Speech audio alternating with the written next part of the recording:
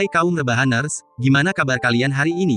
Semoga kalian terus dalam kondisi baik-baik aja, biar bisa nonton alur cerita film dari channel Pak D, No Intro. Kali ini Pak D bakal nyeritain alur cerita film yang berjudul film yang menceritakan tentang seorang pria religius yang merupakan mantan pembunuh bayaran. Dia mencari penebusan, dengan membunuh geng narkoba yang pernah dia layani. Akankah dia benar-benar dapat menebus dirinya dari dosa-dosanya? Mari cari tahu di Penebus.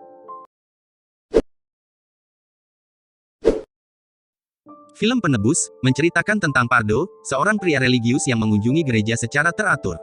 Namun, suatu hari, ketika Pardo memasuki gereja, dia melihat sesuatu yang aneh.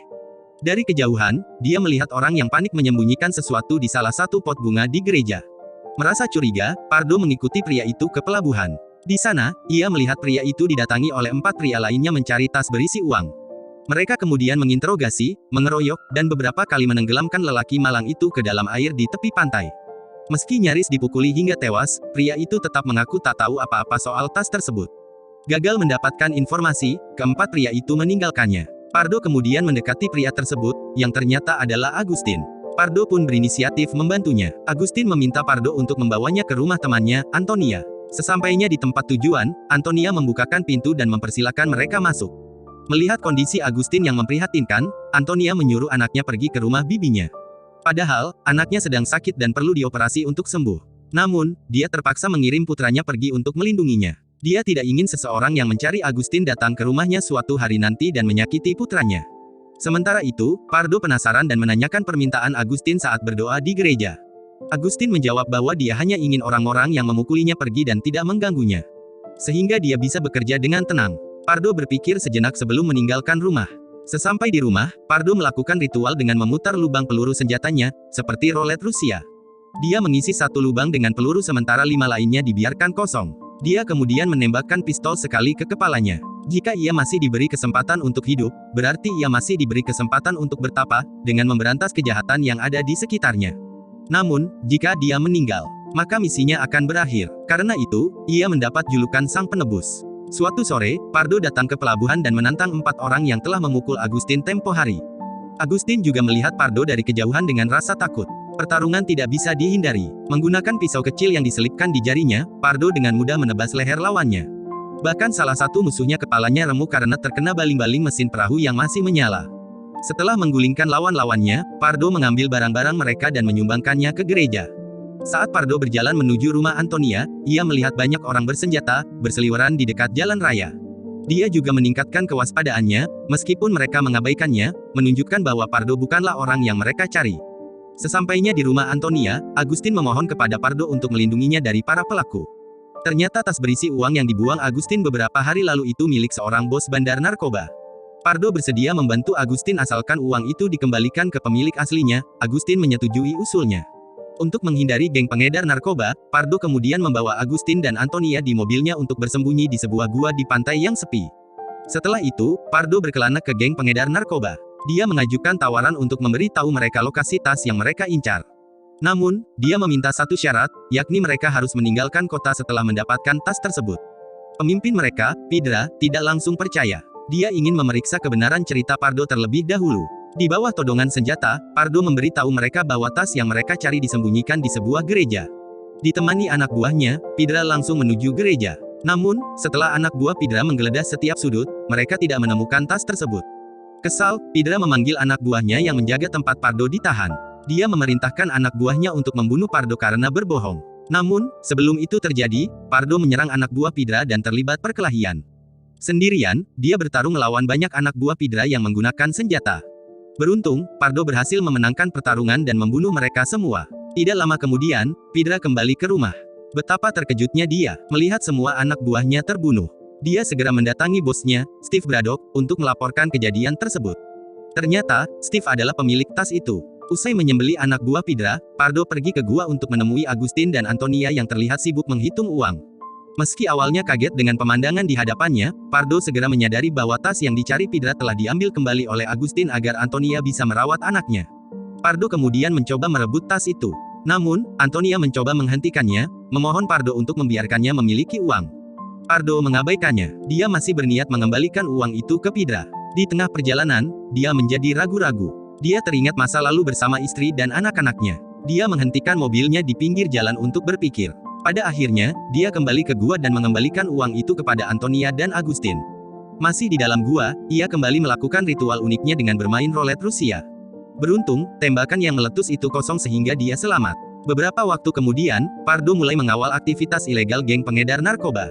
Ia mengamati seluk-beluk kegiatan organisasi tersebut, hingga pada suatu hari ia membuntuti sebuah mobil yang membawanya ke sebuah pabrik obat.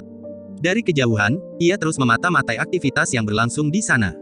Setelah mobil yang sebelumnya dia ikuti meninggalkan pabrik, dia masuk ke mobilnya dan mengikutinya. Tanpa diduga, ternyata dia telah jatuh ke dalam jebakan. Pengintaiannya ditemukan. Saat melintasi jalan menuju gudang, mobil Pardo ditembaki. Di sini, dia berkelahi dengan anggota geng narkoba. Lawannya cukup tangguh, sehingga Pardo kesulitan melawannya. Namun, ia akhirnya mampu menggulingkan lawannya yang tewas setelah terkena tendangan maut Pardo.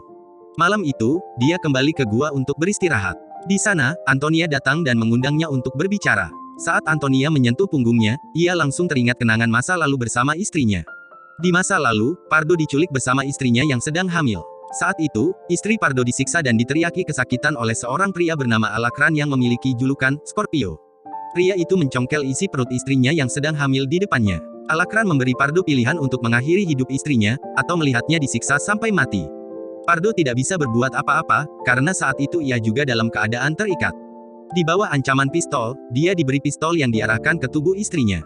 Dalam keadaan darurat, dan tidak ingin melihat istrinya tersiksa lagi, dia terpaksa menembaknya. Kembali ke masa sekarang, Pardo terlihat mengendarai mobilnya untuk kembali ke markas pengedar narkoba. Saat berada di gua persembunyian, Agustin mencoba mengambil perahunya yang ditambatkan di tepi pelabuhan dengan cara menyelam ke tepian. Dia bermaksud menggunakan perahu untuk melarikan diri dari kota. Sayangnya, ketika dia berhasil naik ke perahunya, dia ditangkap oleh anak buah Alakran. Dia kembali menyelam untuk kembali ke gua. Namun sayang, ternyata Alakran sudah menunggunya di dekat gua. Pada saat yang sama, Pardo berjalan dengan pistol untuk menyerang sebuah pabrik obat. Dia menembak penjaga yang berdiri di gerbang, dan dengan berani memasuki pabrik. Baku tembak pun terjadi dengan sengit. Sesampainya di sebuah ruangan, dia bertemu dengan salah satu penjaga dan bertarung dengan tangan kosong. Lawannya berhasil ditumbangkan setelah menerima pukulan berulang-ulang. Kemudian, Pardo menuju lantai atas di mana kantor bos mafia itu berada. Ruangan tampak berantakan, dan di lantai berserakan peluru. Dia mendekati kursi tempat bos mafia itu duduk. Dia curiga karena bosnya duduk dengan kaku dan tidak bergerak. Namun, sebelum dia memeriksa bos mafia, Alakran tiba-tiba memukulnya dengan sangat keras dari belakang. Pardo yang kehilangan kesadaran, kemudian dibawa pergi. Saat pingsan, Pardo teringat masa lalunya, di mana ia melihat bayangan Alakran yang merupakan musuh terbesarnya saat itu. Di masa lalu, Pardo memiliki pekerjaan terlarang. Dia adalah seorang pembunuh. Saat itu, dia disewa untuk membunuh Alakran di rumahnya. Namun, karena Alakran sulit dikalahkan, Pardo melakukan kesalahan. Selama perkelahian, tiba-tiba putra Alakran keluar dari kamarnya sambil berlari, tepat saat Pardo menembakkan senjatanya. Peluru yang ditembakkannya mengenai putra Alakran. Melihat putra satu-satunya yang sangat ia cintai meninggal di depan matanya, Alakran menjadi geram. Dia menyimpan dendam terhadap Pardo. Ketika Pardo terbangun, dia mendapati dirinya berada di depan gereja di tepi pantai. Dia terbangun tepat saat Alakran menembakkan pistolnya. Dia melihat Agustin dan Antonia duduk ketakutan tidak jauh dari tempat dia berbaring. Alakran menodongkan pistol ke Agustin dan menyuruhnya menembak kepalanya sendiri. Antonia berteriak ketakutan, sehingga Alakran menembak salah satu kakinya. Saat Alakran lengah, Agustin mencoba mengarahkan pistol yang baru saja dikeluarkannya untuk menembak ke arah Alakran. Namun, Alakran segera menyadarinya, dan dengan gerakan secepat kilat, dia menembak kepala Agustin. Kemudian, Alakran meminta Antonia mengambil pistol yang dipegang Agustin. Dia mengancam Antonia untuk menembak kepalanya sendiri. Dengan ketakutan dan tangan gemetar, Antonia menuruti perintah Alakran. Dia mengarahkan pistol ke kepalanya sendiri. Sementara itu, melihat kericuhan yang dihadirkan di hadapannya membuat Pardo teringat pada istrinya. Dengan sedikit keberanian yang tersisa, Antonia tiba-tiba mengarahkan pistol yang dipegangnya ke Alakran, dan pada saat yang sama Pardo menendang pistol yang dipegang Alakran hingga terlempar jauh. Pardo dan Alakran kemudian bertarung satu lawan satu dengan tangan kosong di depan gereja. Pertarungan mereka seimbang karena keduanya memiliki kemampuan bertarung yang baik. Tendangan dan pukulan dari kedua sisi. Dan setelah beberapa lama, akhirnya Pardo mampu menggulingkan Alakran. Alakran masih hidup meski tak berdaya. Namun, Pardo memutuskan untuk tidak membunuhnya. Di akhir film, Pardo menasihati Alakran untuk bertobat, dan mengikuti teladannya dalam memerangi kejahatan. Hal ini agar kelak jika dia meninggal, Alakran dapat bertemu dengan putranya di surga. Dari film ini, kita bisa melihat transformasi karakter manusia. Dari karakter Pardo, kita bisa mengambil pelajaran bahwa orang jahat bisa berubah. Pardo yang dulunya banyak melakukan kejahatan, ternyata bisa bertobat dan kembali ke jalan yang benar setelah tragedi menimpa hidupnya. Kehilangan orang yang dicintai, tidak membuatnya menjadi pria yang diperintah oleh dendam. Pardo melakukan introspeksi diri, dan melakukan hal-hal baik, sehingga ia dapat menemukan ketenangan pikiran setelah secara tidak sengaja membunuh seorang anak kecil dan membunuh istrinya dengan paksa. Sedangkan dari karakter Agustin, kita dapat belajar bahwa jika kita menemukan sesuatu yang bukan milik kita, akan ada konsekuensi jika kita tidak mengembalikan barang tersebut kepada pemiliknya. Penolakannya, sebenarnya menyebabkan kematiannya. Dan film pun tamat. Oke rebahaners, begitulah alur cerita film dari film ini. Jika kalian suka dengan video ini silahkan like, comment and subscribe.